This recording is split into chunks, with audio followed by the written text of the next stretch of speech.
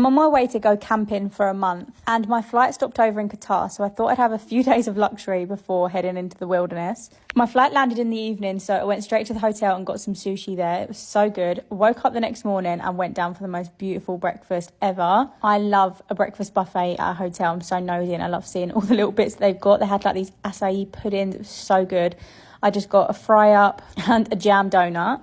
Then headed off for the day. First of all, I went to the mall. This was the Place Vendome Mall, and this was the most insane mall I've ever seen in my life. It was incredible. A golf buggy literally drove me around the mall to have a look around. It literally looks like a palace. It's got one of the biggest Sephoras in the world here. This is the Sephora. I was so amazed. It was massive. It was 3 stories high. Out of all the incredible shops I could have gone to, I went to Decathlon and bought some camping gear. Then this was probably my favourite part of the trip. I went to Merrill Water Park, and I am a lover of a water park, and this one was probably one of the best ones I've been to. I am so glad I stopped over in Qatar. It was like having a holiday on my way over to another holiday. It meant I could relax in between my flights, and it saves money on travel because my flight was literally stopping here anyway. After the water park, I was ravenous, so I headed back to the hotel and got some lovely lunch and looked at this view while I got ready for dinner. This was the Mina district. I went here for sunset and got a boat tour around the old port. It's honestly absolutely stunning in Qatar. I've fallen in love with it here. It's been so relaxing. After the boat, I headed to the Ned for dinner. This was incredible. This was in Malibu Kitchen.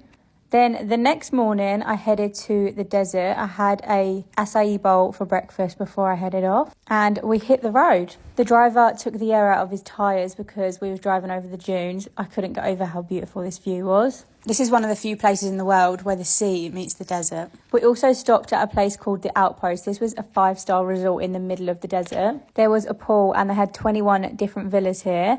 So we headed in the restaurant for some lunch. Look how beautiful it was. We had 2 salads to start with and then a butter chicken curry with naan and rice. Honestly, the food here has been unreal. I've not had a bad meal. I went back to the hotel and got ready for the evening. Then had a wander around G1 Island.